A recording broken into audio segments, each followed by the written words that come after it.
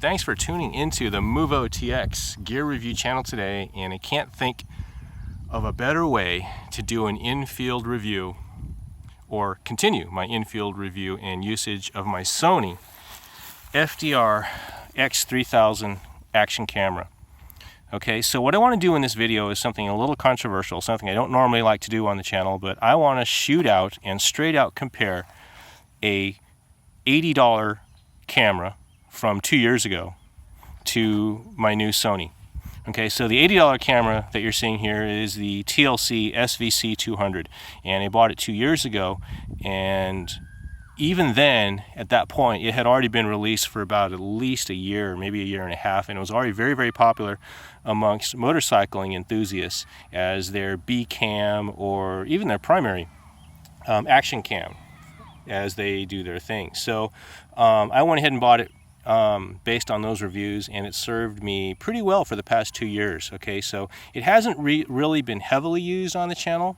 I've only used it as like a foul weather option. So when I'm out on the trails out here and it's raining and it gets really yucky and I don't want to damage my cell phone capturing video, this has been the camera I use. So both these cameras have water submersible dive cases, which I'm not going to review today. So basically what you're going to view in this video is, number one, handheld footage, and that's why I have the two cameras bound together like this with rubber bands. So I'm going to take these out in the field and on the trails, and what you're going to be watching and observing is the exact same video captured at the exact same time from both cameras, and I'll switch it back and forth in post.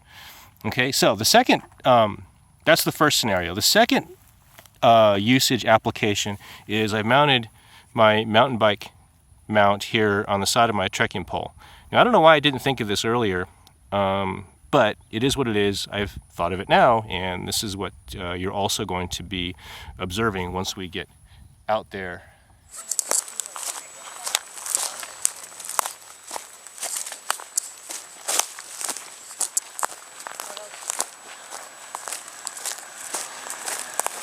Alrighty, so here we go. Starting off our trek from the parking lot, and I'm not sure which audio track I'm going to use, either the SVC-200 or the Sony, so we'll see. So there's a campsite, totally campground in there, and that's where all these cars are coming out. It's a Sunday midday, so people are finishing up their weekend, their camping weekend.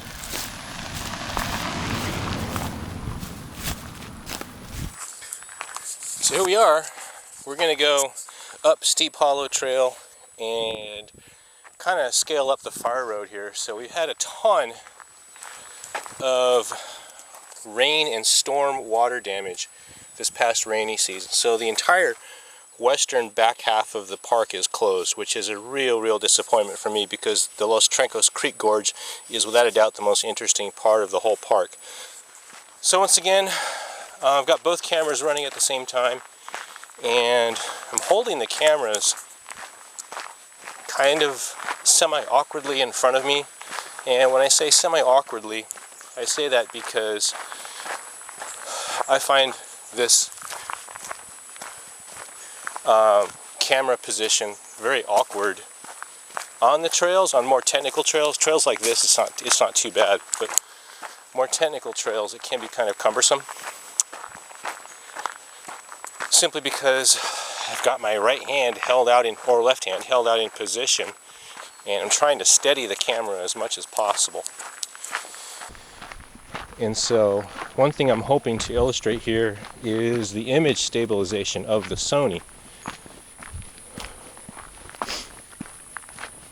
So, and that really has been probably the main reason for me getting the camera.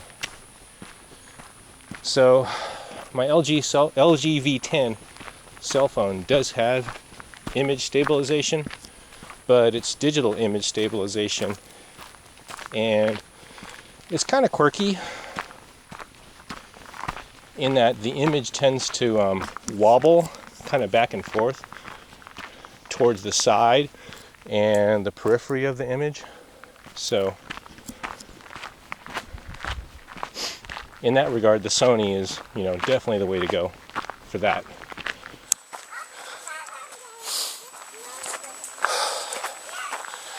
So, got a steady uphill trek here.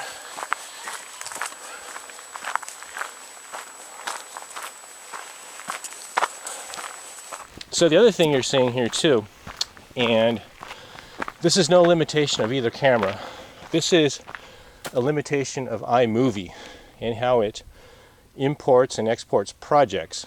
So because iMovie will take kind of the lowest resolution of all your clips and set the entire output to that low resolution, I'm actually filming here the Sony at 1080p and not 4K. Okay, so keep that in mind. So all this Sony video you're seeing is only a fraction of the resolution that it's capable. Okay, so theoretically, let's say if I do record it in 4K, okay, when I go to iMovie and import all that 4K video, it'll automatically truncate it down to 1080p in post. So in that scenario, it wouldn't really be an accurate representation. You'd basically be viewing 4K as interpolated by iMovie. What you're looking at is 1080p at 60 frames per second from the Sony, 100 megabits per second, and the SVC-200 is running 1080p at 30 frames per second at its highest bit rate, put it that way. It doesn't really have a bits per second, megabits per second rating. Hi guys, hello. So,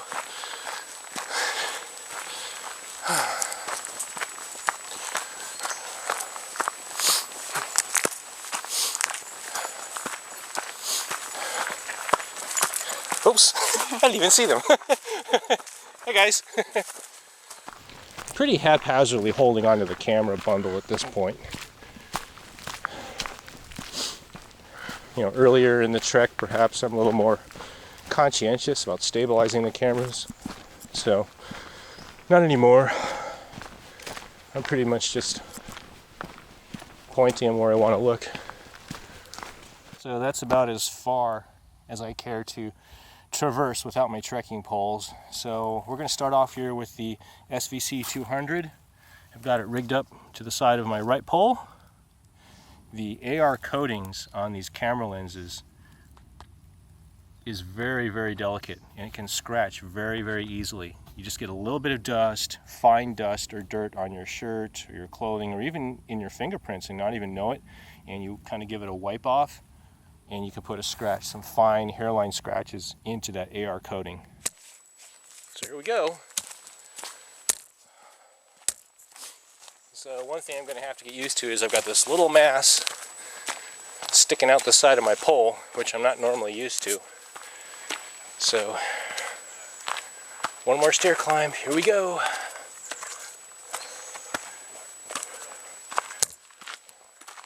And gotta watch out, some people are coming down.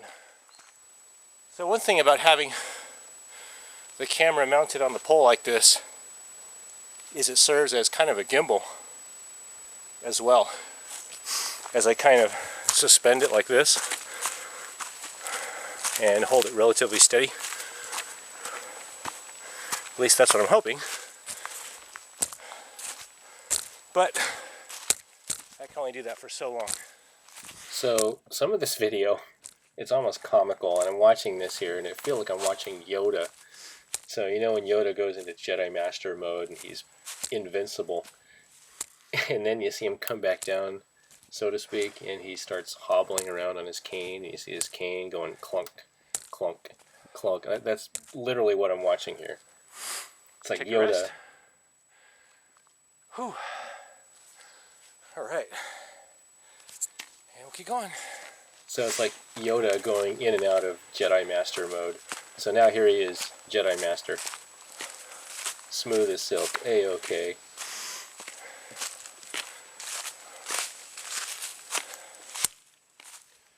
And here comes Yoda Kane mode. Unbelievable. So this is the last footage that you're going to see like this. I'm just going to cut it out. It's totally unwatchable. So I would imagine from either camera. So again, you're seeing it here from the SVC-200. So that was the video from the TCL SVC-200, and it was okay mounted like that. It actually wasn't that bad. It didn't get in the way or anything. So I'm going to rig it up now with the Sony.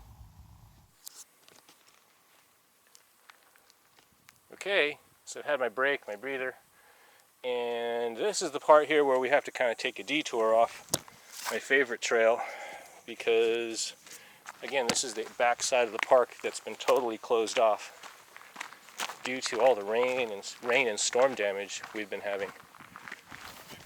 So the camera is nicely out of the way. It's not really interfering at all. So the Sony mounts a little bit more forward, so it positions it at a slightly better location than the SVC-200. Howdy. How you guys doing? Good, how are you doing? Good, thanks. So there's the view looking across into Los Altos Hills. And this is all fire road the whole way up. And that's where we're going, right there. So one thing nice here right away about the Sony is the one-touch recording option. So I can simply set it on standby, so to speak, and hit the record button and it'll automatically start recording. So I don't have to turn it back on and off. So that's actually really nice. So once again, here we go into Yoda Kane mode again, and it's just as bad here on the Sony. So one real nicety here that I'm definitely observing is just how much easier it is using trekking poles with a camera mounted to them, as opposed to hand holding a camera or even my LG V10 cell phone with a trekking pole dangling under my wrist, my camera hold. So one limitation I am seeing here with the way I have my camera mounted is I simply can't adjust the angle up and down that the camera is pointed. So it pretty much, the angle and the viewing angle, center line angle if you will, is straight up perpendicular to my trekking pole, so I can't tilt the camera up and down. So I have the wind noise reduction engaged right now in this camera, and the audio is actually pretty good from this camera. I hope you guys can gather that from my Disneyland video that I shot last week when we were on vacation. But the one limitation to the audio is wind noise, and just the slightest breeze just really pollutes any sort of audio that you're trying to record with this camera. So I'm going to pause the video here and I'm going to turn off the wind noise reduction so you guys get to hear A and B comparison.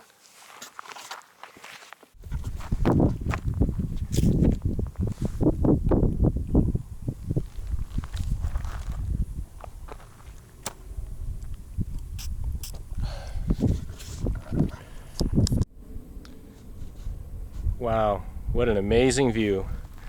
So that's pretty much the uphill trek, part of my climb. And man alive, did they level all that free grass. That used to be waist-high green grass just a couple short weeks ago. So we're back in drought season for California. Now we're not in a drought because of all the storms we've been having, but fire danger is back up to a high level because of all that dry grass. That stuff was just... So that trek with the camera mounted here on the right-hand trekking pole has been great so far. It's not nearly as big and bulky as I thought it would be, and as long as I keep the camera out of the branches and the brush on the sides of the trail, it's a-okay, no problem. So now the nice thing about the FDR-X3000 is it does have some degree of water splash resistance. So there was, I think it was like an aviator enthusiast, a pilot, and he had some commentary on his channel how he mounts this camera on the underside of the wing of his plane. Imagine a Cessna or a small prop plane up in the sky in the fog, and he said rain. So that's some pretty dynamic weather conditions that he subjects his camera to. Now I'm not going to do that. I'm going to play it safe and put the dive case on my camera. Weight was not a problem at all. I thought it would be, like one hand, the right side being heavier than the left, but not really. I didn't really notice it. Now maybe on a longer hike or a more technical hike, I might notice it, and I might have to switch the camera back to the left-hand side, but for now it's okay where it is. So I'm all refueled. I've had my granola bars, and what can I say? I've been happy with both cameras actually. So one thing I'm noticing here is the SVC-200 is really sensitive to the quality of the SD card. So I'm using SanDisk 64 gig Ultra Plus, the really fast ones, so to speak. I forget what the read-write, speed or whatever it is, but the magic number was like 95, I think it was. And I'm finding with slower cards, it really bogs down. Reading and writing to the card and that kind of thing, saving and deleting and that type of thing. Whereas the Sony seems more or less immune to that, so either that or I just don't notice it. So anyways, so the entire back half of this trek is all downhill, so I'm going to be bouncing back and forth. So this is the SVC-200 video you're looking at right now. So one thing I've noticed, like right off the bat, and I don't know if Sony did this intentionally or if it was a cosmetic thing, but because the Sony is white, it doesn't absorb heat. So everything on here that's black on my trekking pole, the top knob part of my trekking pole up here, and all the mounting fixture, when it's out exposed to the sun, it's all warm. It's physically warm to the touch. Now it's not a hot day today. If it were hotter, maybe things would be more or less better or worse. I don't know. But as it is now on an 80-degree day, all this black colored stuff is hot, whereas the top part and the body of the camera is literally cool to the touch. So I don't know what that means, if that means anything, but I know on a lot of these cameras, particularly the 4K cameras, the microprocessors generate so much heat, and some of them have thermal shutdown problems as well. So if you read some of the forums, some people have had problems with their Sony cameras in that regard. So hey, the fact that it's white, okay, it's kind of ugly and it really stands out, but hey, if it helps keep things cool, I'm all for it, no problem there. So for what it's worth, I've not had any problems shooting 4K or higher frame rates or anything like that, and thermal problems with this camera. It's been pretty much spot on reliable in that regard.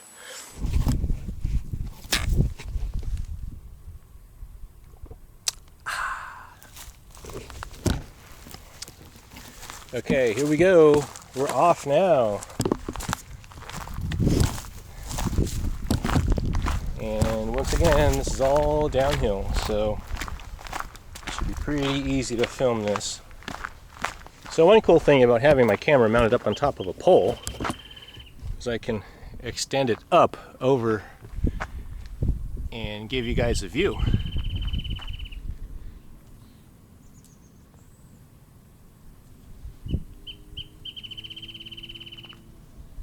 So that's looking straight across to San Francisco, and you can see the Bay Bridge way off in the distance there, hopefully.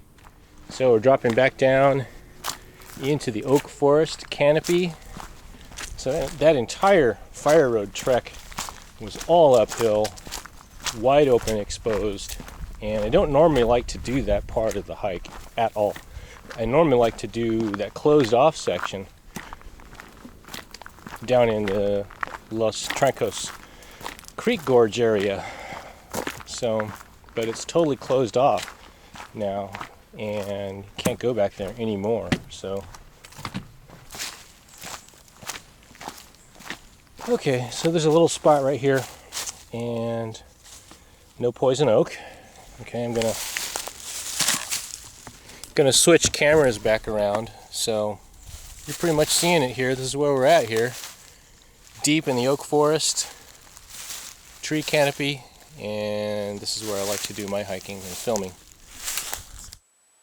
Okay, so we're back on the SVC-200 and continuing on the $80 camera versus $500 camera. You be the judge.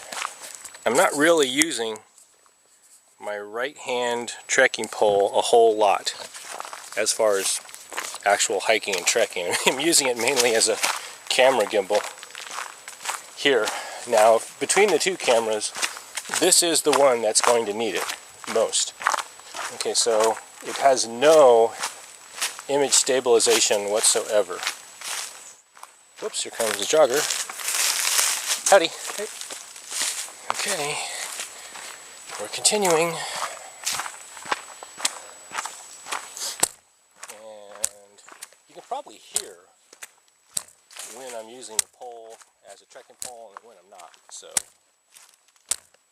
I would imagine this video you're seeing here is pretty unwatchable. So I won't torture you too much unless I absolutely need it as far as my footing and stuff goes. So the other thing I'm noticing too here as I trek along, some of these grasses, the taller ones especially, they tend to grab the bottom of my trekking pole and pull on it. So if you see my camera like pointing down all of a sudden, that's because the branches and the grasses are pulling it down. So maybe, if nothing else, if this video here, this footage here is actually watchable from the SVC-200, maybe this will be just a ringing endorsement for a gimbal mechanism of any type, of, you know, basic type. I mean, this is basically just a pole with a grip on it. So something as simplistic as that even, perhaps, might make this video serviceable and watchable. So Coast-to-Nowhere Trail is completely shut down, and I'm going to stop here and switch cameras. And now there's a $250 citation for violators. I'm going to pause here and take a moment to switch back to the Sony cam, and we'll go from there.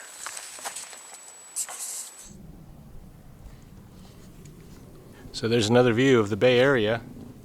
So looking straight across, that's Mount Diablo and Walnut Creek. That's where Steph Curry lives. And there's the view down into Palo Alto. Mountain View in Palo Alto. So we'll continue on. There's actually a little segmented trail right down there. That's where we're going, right there. That's the bottom half of the trail there. Let's go check out this view over here.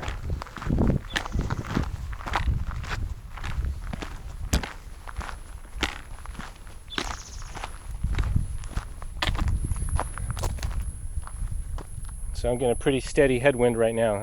That actually feels great. So I talked about that natural air conditioning for the Bay Area. There you go. I'm feeling it right now.